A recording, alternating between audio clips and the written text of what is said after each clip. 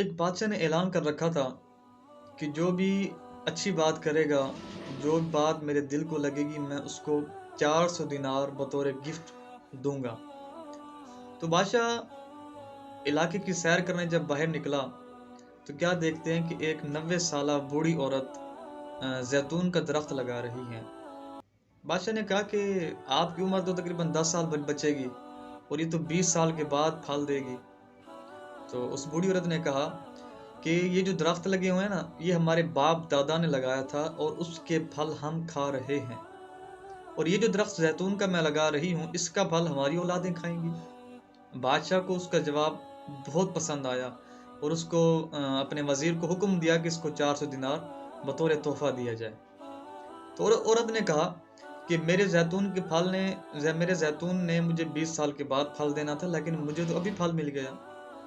بادشاہ پھر خوش ہوا اور اس کو مزید 400 دینار دینے کا حکم دیا۔ جب اس کو 400 دینار مزید دیے گئے تو اس بوڑھی عورت نے کہا کہ زیتون کا جو درخت ہے یہ سال میں ایک مرتبہ پھل دیتا ہے، لیکن مجھے تو 2 مرتبہ پھل مل گیا۔ بادشاہ یہ سن کر بہت خوش ہوا، حیرت میں پڑ گیا اور مزید حکم دیا کہ اس کو مزید 400 دینار دیے جائیں۔ جب اس کو 400 دینار دیے تیسری مرتبہ، تو بادشاہ دینار دیتے ہی جو ہے نا فوراً جلدی سے روانہ ہو گیا۔ وزیر نے کہا کہ آپ اتنی جلدی سے روانہ کیوں ہوئے؟ بادشاہ نے کہا کہ اگر میں مزید رکتا اور مزید اس کی باتیں سنتا، حکمت بھری باتیں سنتا، تو میری دولت، میری جائیداد ختم ہو جاتی، لیکن اس کی حکمت بھری باتیں کبھی بھی ختم نہ ہوتی۔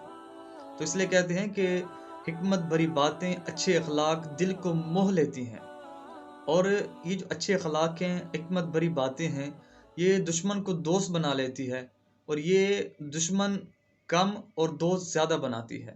تو اس لیے آپ جتنے بھی امیر ہیں، جتنے بھی پیسے والے ہیں، آپ دولت سے ہر چیز خرید سکتے ہیں، لیکن کبھی بھی دولت سے آپ کسی انسان کا دل نہیں خرید سکتے۔ لہٰذا اس لیے دل کے خریدار بنے، دولت کے طلبگار نہ بنے۔